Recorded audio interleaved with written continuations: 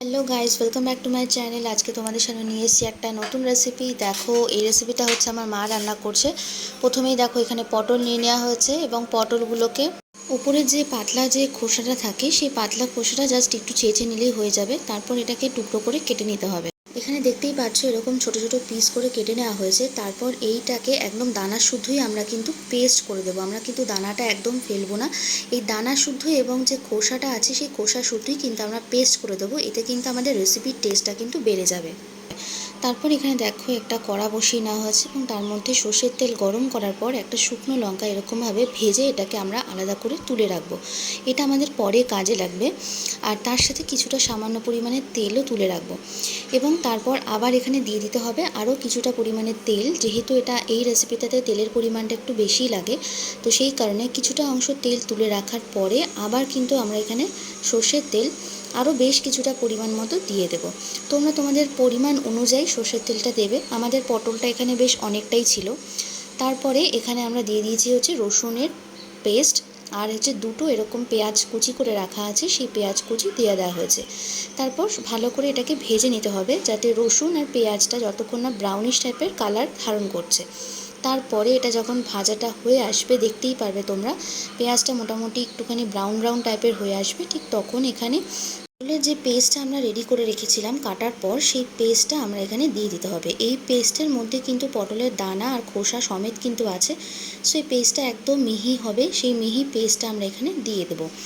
তো তারপরে এখানে আর তেমন কিছু কাজ নেই, এটাকে ভালো করে টানাতে হবে বা একদম যে জলীয় ভাবটা আছে জলীয় ভাবটা কিন্তু একদম থাকবে না। তারপর দিয়ে দিতে হবে পরিমাণ মতো নুন। এখানে আমরা টোটাল 2 চামচ মতো নুন দিয়েছিলাম। 2 থেকে 3 চামচ তোমরা তোমাদের পরিমাণ মতো এবং স্বাদ অনুযায়ী দিয়ে দেবে। তারপর দেওয়া হয়েছে এখানে সামান্য হলুদ গুঁড়ো। হলুদ গুঁড়ো এখানে খুব একটা লাগে না, মোটামুটি 1 চামচ মতো দিলেই কিন্তু হয়ে যাবে। তারপরে এটাকে আমাদেরকে ভালো করে টানাতে হবে, কারণ এখানে পটলের মধ্যে যে জলীয় ভাবটা থাকে সেই জলীয় ভাবটা একদম এখানে থাকবে না, একদম শুকনো মতো হয়ে যাবে। আর যখনই দেখবে এই মণ্ডটা একদম তেল থেকে সরে আসছে, কড়াই থেকে ছেড়ে আসছে, তখনই বুঝতে পারবে যে এইটা একদম কষানো হয়ে গেছে। দেখতেই পাচ্ছ এখানে কিন্তু পটলটা আমাদের বেশ খানিকটা কষানো হয়ে এসছে। এটাকে কিন্তু আরও কিছুক্ষণ কষিয়ে নিতে হবে। আর আস্তে আস্তে যত কষাতে থাকবে ততই কিন্তু দেখবে এটার কালারটাও চেঞ্জ হতে থাকবে। আমি এখানে বারবার করে কষানো বলছি, বাট এটা কষানো বা শুকানো বা টানানো তোমরা যে যেটা বলতে পারো। যাই হোক, আমার এখানে পটলটা কিন্তু বেশ ভালো করে শুকনো হয়ে আসছে। দেখতেই পাচ্ছ কড়াই থেকে কিন্তু এটা একদম ছেড়ে ছেড়ে আসছে।